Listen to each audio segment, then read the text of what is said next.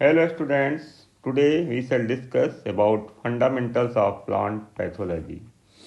Plant pathology means study of plant pathogens and their control. मतलब यहाँ आपको plant pathogen की स्टडी करनी है और उसके कंट्रोल की स्टडी करनी, how to control their plant pathogen. अब what do you mean by pathogen? Pathogen means a disease causing organism, ऐसा जीव जो डिसीज पैदा कर सकता है. It is also called causal organism और इन शॉर्ट फॉर्म CO, और you can say an entity that can cause disease, ऐसा तत्व जो डिसीज पैदा कर सकता है. And next one, inoculum. Inoculum means the part of pathogen which can cause disease. Means pathogen का वह हिस्सा, छोटा से छोटा, जो डिसीज पैदा करने की अद्भुत क्षमता रखता है. एग्जाम्पल है uredospore, conidia, zoospore. Then inoculation. Inoculation means transfer और arrival of inoculum into host. जैसे मान लीजिए पक्सीनिया ग्रेमिनिस से यूरोडोस्पोर जाके यदि वीट प्लांट पे गिरता है सपोज, तो ये जो वीट प्लांट है वो इन्फेक्टेड हो जाएगा. मीन्स वहाँ पर इनाकुलेशन हो गया है. तो ट्रांसफर और arrival of inoculum into host. Then symptoms. अब external appearance of disease in form of spot और साइन. मीन्स जो रोग है वो होस्ट के ऊपर स्पॉट के रूप में या साइन के रूप में बाहर से दिखाई देगा. That is called symptom. Then called what is disease. Disease means any disturbance of a plant that interferes with its normal structure, function or economic value. Means यहाँ पर प्लांट जो रहेगा, जो हेल्दी है, यदि वो डिसीज हो गया है तो उसके नॉर्मल स्ट्रक्चर पर, उसके फंक्शन पर और उसकी इकोनॉमिक वैल्यू पर प्रभाव पड़ेगा. या यू कैन से any deviation from healthy condition which interferes with normal structure and function of host. Means वही है कि स्वस्थ पौधे पर यदि कोई असर दिखाई दे रहा है आपको उसके नॉर्मल स्ट्रक्चर पर और फंक्शन पर, तो मोस्टली डिसीज कहला सकता है. अब ये डिसीज दो प्रकार की सकती है, या तो पैथोजेनिक या न्यूट्रिएंट की कमी से हो सकती है. तो यहाँ हम पैथोजेनिक डिसीज की बात कर रहे हैं. Then come to pathogenicity. Pathogenicity means the relative ability of a pathogen. Pathogen की जो रिलेटिव एबिलिटी है, मतलब सापेक्ष योग्यता है ये डिसीज पैदा करने की, वही कहलाती है pathogenicity. Then infection. Infection means the establishment of a parasite और पैथोजन विद इन होस्ट. मतलब होस्ट में पैरासाइट या पैथोजन का एस्टेब्लिश होना, मतलब अपने आप को स्थापित कर देना, तभी इन्फेक्शन होगा. जैसे मान लीजिए होस्ट के ऊपर वीट होस्ट है और उस पर यूरोडोस्पोर गिर रहा है जाके, और यदि मान लो एस्टेब्लिशमेंट नहीं हुआ यहाँ जाके, यूरोडोस्पोर का स्थापित नहीं हुआ अंदर जाके, तो इन्फेक्शन नहीं होगा. लेकिन जब जाकर अंदर इन्फेक्ट करेगा और वहाँ डिसीज डेवलपमेंट होगी, तभी इन्फेक्शन शुरू हो जाएगा. और इनाकुलम पोटेंशियल. इनाकुलम जो आपने देखा पार्ट ऑफ पैथोजन, उसकी जो एनर्जी है that is called inoculum potential. The energy of inoculum. More inoculum potential is successful infection. It is responsible for successful infection. मतलब यदि अच्छा उसका पोटेंशियल है, एनर्जी तकड़ी है उसकी, तो सक्सेसफुल इन्फेक्शन होगा, सफलतापूर्वक होगा संक्रमण. इंक्यूबेशन पीरियड देखिए, the time between the inoculation of a pathogen and development of disease in form of symptoms. Means जो इनोकुलेशन का टाइम है, डेट है, उसके बाद जो डिसीज डेवलपमेंट के बीच का समय है, उसको इंक्यूबेशन पीरियड कहा गया, जब तक सिम्टम्स प्रकट ना हो जाए. तो दोनों के बीच का जो अवधि है, means the time between the inoculation of pathogen and symptoms appear. यहाँ देखिए 9 फरवरी को इनोकुलेशन हुआ है पैथोजन का होस्ट के अंदर, ये होस्ट है, होस्ट के अंदर इनोकुलेशन हुआ है, और 19 फरवरी को सिम्टम दिखाई दे रहा है. मीन्स इतने दिनों में, 10 डेज में जो पैथोजन था अंदर रहा और डिसीज का डेवलपमेंट हुआ है. ठीक है, ये जो पीरियड है that is called incubation period. तो डिसीज साइकिल क्या है? अब development of disease is called pathogenesis. Means यहाँ पर जो पैथोजन का जो डेवलपमेंट हो रहा है होस्ट के अंदर, that is called pathogenesis. And disease cycle means the chain of events involved in the disease development, including the stages of development of a pathogen and effect of disease in on host. मतलब ये एक cycle है, chain of events है इस प्रकार से, जिसमें disease का डेवलपमेंट हो रहा है नंबर 1 होस्ट के अंदर, और जो डिसीज का इफेक्ट है वो होस्ट में दिखाई दे रहा है. 2 चीज़ याद रखेंगे. जो साइकिल चलेगी डिसीज साइकिल, उसमें सबसे पहले पैथोजन की एंट्री होगी, डिसीज का डेवलपमेंट होगा, जिसके चलते होस्ट में उसका प्रभाव दिखाई देगा सिम्टम्स के रूप में. मॉडर्न कॉन्सेप्ट क्या कहता है कि यहाँ पर only host and pathogen are not responsible for disease. Host और पैथोजन के साथ साथ पर्यावरण का भी, यहाँ पर इन्वायरमेंट का भी योगदान, मतलब एक ट्राइंगल है. देखिए PHE. तो PHE में क्या हो रहा है, when environment is favourable for pathogen, जब पैथोजन के फेवर में रहेगा पर्यावरण, तो 100% चांसेज ऑफ डिसीज है, मतलब 100% रोग होने की संभावना है. That means host is susceptible. यहाँ पर होस्ट बहुत कमज़ोर होगा, तभी पर्यावरण पैथोजन के फेवर में रहेगा, और होस्ट यहाँ पर रेजिस्टेंट नहीं है. अब व्हेन होस्ट पर्यावरण या environment is not in favourable for pathogen, इसके फेवर में नहीं है पैथोजन के ये होस्ट, तो इन्वायरमेंट इसके फेवर में नहीं है, इन्वायरमेंट होस्ट के फेवर में है, तो तब फिर देखिए होस्ट यहाँ रेजिस्टेंस रहेगा. वैसे भी रेजिस्टेंस है मान लीजिए, तो डिसीज होने की संभावना कम है, लेकिन यदि पर्यावरण पैथोजन की प्रतिकूल नहीं है, अनुकूल नहीं सॉरी, तो यहाँ डिसीज नहीं होगी, ध्यान रहे. तो इस प्रकार से हमने देखा कि मॉडर्न कॉन्सेप्ट कहता है कि पैथोजन और पर्यावरण में, यदि पर्यावरण इसके फेवर में है तो डिसीज होने की संभावना कम है, और यदि पर्यावरण इसके फेवर में नहीं है और इसके फेवर में है तो होस्ट सुरक्षित रह सकता है. फिर भी होस्ट की अपनी खुद कंडीशंस रहती हैं. यदि होस्ट ससेप्टेबल है, खुद ही वीक है, any host that can be attacked by given pathogen, मतलब बहुत कमज़ोर है मान लीजिए होस्ट, तो डिसीज होने की संभावना 100% है. रेजिस्टेंस है, यदि उसके अंदर एबिलिटी है, the ability of an organism to overcome completely और in some degree the effect of a pathogen. मतलब यहाँ पर यह है कि यदि पूरी तरह से वो योग्य है, उसके अंदर ताकत है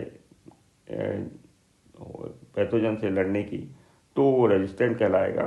अब हो सकता है कम्प्लीटली रहे या फिर इन सम डिग्री रहे. उसके बाद डिसीज साइकिल में आ जाएगी. तो डिसीज साइकिल आप लोग को 3 प्रकार की बताई जा रही है, बैक्टीरियल, फंगल और वायरल. वायरल डिसीज साइकिल ये है कि यहाँ पर देखिए डिसीज प्लांट है और हेल्दी प्लांट है. तो हेल्दी प्लांट किस प्रकार से डिसीज होगा, स्वस्थ पौधा. यहाँ पर ये डिसीज प्लांट जो है, यहाँ से जो वायरस हैं वो बाय मीन्स ऑफ किस प्रकार से हेल्दी प्लांट में पहुँचते हैं या होस्ट में पहुँचते हैं.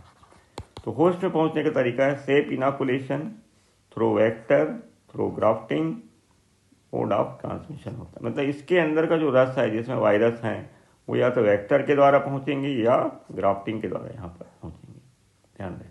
ठीक है. उसके बाद इंक्यूबेशन पीरियड आएगा. होस्ट के अंदर पहुँचने के बाद इमीडिएट डिसीज सिम्टम तो दिखाई नहीं देगा, लेकिन एक अवधि के बाद, मैंने बताया था जब एंट्री होती है उसके बाद जब सिम्टम्स अपीयर होता है, तो एक इंक्यूबेशन पीरियड के बाद सिम्टम्स अपीयर होगा और plant will be disease.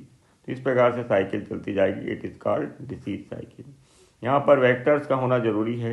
Mostly vector यहाँ पर वाइट फ्लाई रहेगी. पैथोजन जो रहेगा tobacco virus 16, nicotiana virus 10. Symptoms होंगे leaf curling, vein clearing, vein thick. Control करना है आपको यहाँ पर इराडिकेशन ऑफ डिसीज प्लांट, जो रोग ग्रसित पौधे हैं उनको उखाड़ के नष्ट कर देना, और रजिस्टेंट वैरायटी ग्रो करेंगे. अब रहा सवाल कोर्स में, यदि मान लो भिंडी में बीमारी है, तो यहाँ पर एलो मोजेइक वेन डिसीज रहेगी. तो भिंडी होस्ट हो गया, और pathogen bhindi mosaic virus, symptoms vein chlorosis, and आपका वेक्टर जो रहेगा वो वाइट फ्लाई रहेगा. इस प्रकार से ये जो बीमारी आपको पढ़ना है उसकी हमने साइकिल बताई, किस प्रकार से cycle you will have to draw.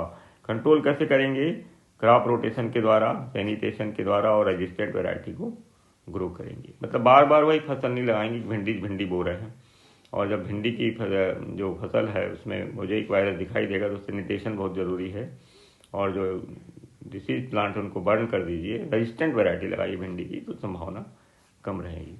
इस प्रकार से यहाँ पर हमने बता ही दिया। अब इसके बाद डिसीज साइकिल जो है, टिक्का डिसीज कर लेते हैं। टिक्का डिसीज फंगल डिसीज है, और यहाँ पर देखिए किस प्रकार से आपको साइकिल बनानी है। तो यहाँ पर माइसीलियम है फंगस का, ये इन्फेक्ट कर रहा है होस्ट को इन्फेक्ट कर रहा है, और उसके बाद होस्ट में डेवलपमेंट करने के बाद कोनिडिया डेवलप करेगा। यही कोनिडिया फिर से न्यू होस्ट को करेगा इन्फेक्ट। तो this is called secondary infection and it is also called secondary cycle. तो ये एक्टिव फेज है ये। उसके बाद जब होस्ट इज नॉट अवेलेबल, तो ये पेरिनेटिंग करेगा as a conidia as plant debris on seeds, मतलब जो कचरा अवशेष रहता है उसमें कोनिडिया के रूप में रहेगा या सीड्स में रहेगा। और अल्टीमेटली जब होस्ट फिर से अवेलेबल रहेगा तो यहाँ पर माइसीलियम बनाएगा ये और अटैक करेगा होस्ट को। ये अटैक करता है through leaflets, petiole, stem through host के। इस प्रकार से हमने देखा यहाँ पर होस्ट है ग्राउंड नट, पैथोजन है सर्कोस्पोरा पर्सोनाटा या सर्कोस्पोरा रेसिडिकोला, इनाकुलम यहाँ पर कोनिडिया हो जाएगा। कंट्रोल करना है आपको क्रॉप रोटेशन के द्वारा, इराडिकेशन, फंजीसाइड्स और रेजिस्टेंट वैरायटी, तमाम चीज़ों के द्वारा कंट्रोल कर सकते हैं। और यहाँ पर सिम्टम्स रहेगा टिक्का टाइप का, जैसे पत्ती है तो यहाँ पर इस प्रकार था आपको टिक्का जैसे, इसलिए इसका नाम पड़ा है टिक्का डिसीज। इसके बाद नेक्स्ट अपन देख रहे हैं red rot of sugarcane की डिसीज साइकिल। इसमें भी साइकिल है, वैसा गोल बनाएंगे आप। इन्फेक्शन हो रहा है थ्रो वाउंड्स या लीफ स्कार के द्वारा। देखिए माइसीलियम घाव जो प्लांट्स में कटा फटा रहता है, स्कार्स रहते हैं, उसके थ्रू प्रवेश कर रहा है, उसमें इन्फेक्शन हो गया। उसके बाद डिसीज का डेवलपमेंट होगा, एसर गुलाई बनेंगे रिप्रोडक्टिव पार्ट उसके, उससे कोनिडिया बनेगा और कोनिडिया फिर अगेन अटैक कर सकता है होस्ट को। तो इस प्रकार सेकेंडरी साइकिल भी चलेगी। और ये हो गया सेकेंडरी इन्फेक्शन, यहाँ था प्राइमरी इन्फेक्शन, और इसके बाद ये एक्टिव फेज है पूरी। और इस प्रकार से ये कोनिडिया अगेन जब होस्ट विल नॉट अवेलेबल, तो यहाँ पर डेब्रीज में या डिसीज स्टॉक्स में सुरक्षित रहेगा, पेरिनेटिंग करेगा ये। उसके बाद it is called dormant phase, यहाँ सुसुप्तावस्था है। फिर जब होस्ट इजिली अवेलेबल रहेगा फिर अटैक करेगा माइसीलियम के द्वारा। होस्ट यहाँ पर शुगर कैन है और पैथोजन है कोलिटोट्राइकम फेल्केटम, और यहाँ इनाकुलम कोनिडिया है। सिम्टम्स रॉट है, मतलब गन्ने के पौधे में रेड रॉट आपको दिखाई देगा। कंट्रोल करना है आपको, यहाँ पर जो इराडिकेट कर दीजिए सबसे पहले तो जो बीमार पौधे हैं, उसके बाद सैनिटेशन करिए अच्छे से, और उसके बाद रेजिस्टेंट वैरायटी लगाइए। साथ में फंजीसाइड्स को भी स्प्रे कर सकते हैं। अब बैक्टीरियल डिसीज साइकिल देख लेते हैं। साइट्रस कैंकर में जो पैथोजन रहेगा दैट इज जेंथोमोनास सेट्राई, और ब्लाइट ऑफ राइस में जेंथोमोनास ओराइजी। तो दोनों के लिए साइकिल बना सकते हैं आप। बस जहाँ यदि ब्लाइट ऑफ राइस पूछेगा तो pathogen will be Xanthomonas oryzae, host Oryza sativa मतलब राइस, इनाकुलम इस प्रकार से बताएंगे आप। जो बैक्टीरिया है यहाँ पर जेंथोमोनास, और उसके बाद आपका कंट्रोल करना है आपको सीड ट्रीटमेंट के द्वारा, रेजिस्टेंट वैरायटी लगाएंगे, स्प्रे करेंगे बैक्टीरियासाइड्स का, और इनाकुलम के साथ साथ सिम्टम्स भी डाल देंगे। ब्लाइट सिम्टम्स है, ठीक है, पत्तियां जो है वो झुलसा रोग हो जाएगा, झुलस जाएगी। यहाँ पर देखिए एक्टिव फेज और डॉर्मेंट फेज है। यहाँ पर जो डॉर्मेंट फेज में जो होस्ट टिश्यू के अंदर ये पेरिनेट करेंगे कौन, आपके बैक्टीरिया जो है जेंथोमोनास ओराइजी, और जैसे ही एक्टिव फेज आएगा तो ये फ्रेश इनाकुलम होगा, और इसके बाद डिसेमिनेट बाय विंड, हवा के द्वारा, रेन के द्वारा, पानी के द्वारा, इस इंसेक्ट के द्वारा ये इन्फेक्शन होगा, प्राइमरी इन्फेक्शन, और होस्ट विल बी इन्फेक्टेड। उसके बाद इस प्रकार से साइकिल जो होस्ट यहाँ पर बहुत बुरी तरह से प्रभावित होगा। उसके बाद सेकेंडरी इन्फेक्शन भी हो सकता है, वुंड्स के थ्रू, स्टोमेटा के थ्रू, लीफ और स्टेम और फ्लावर में पहुँच सकता है ये सिम्टम। इस प्रकार से primary as well as secondary infection पूरा का पूरा जो धान का पौधा है आसपास के सभी इन्फेक्टेड हो सकते हैं। इसलिए यहाँ पर बहुत इंपॉर्टेंट ये होगा कि आप इसको समय रहते देख लीजिए और कंट्रोल कीजिए।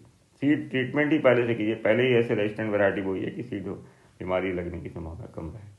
फिर लिटिल लीफ ऑफ ब्रिंगल, पैथोजन यहाँ पर माइकोप्लाज्मा है, होस्ट ब्रिंजल है, और पत्तियां जो हैं वो लिटिल हो जाएंगी, छोटी छोटी हो जाएंगी। कंट्रोल करना है आपको। क्रॉप रोटेशन, रेजिस्टेंट वैरायटी लगाइए। इराडिकेशन ऑफ वीड्स को, खरपतवार को हटाइए। डिसीज प्लांट को भी हटा दीजिए, बर्न कर दीजिए और टेट्रासाइक्लिन के द्वारा ट्रीटमेंट करिए। और वैसे ही आप साइकिल बना सकते हैं। देखिए ये होस्ट है, होस्ट को इनोकुलेशन हो रहा है, थ्रू वेक्टर के द्वारा ये पहुंच रहा है और डिसीज हो रहा है, पत्तियां लिटिल हो रही हैं। फिर इसके बाद रेस्ट कर रहा है वीड्स में, खरपतवार में वीड रेस्ट करेगा। फिर इसके बाद जब कंडीशंस आएंगी तो ये डोरमेंट कंडीशन हो गई, डोरमेंट फेज, और ये एक्टिव फेज। इस प्रकार हर डिसीज साइकिल में 2 फेज बनाएंगे।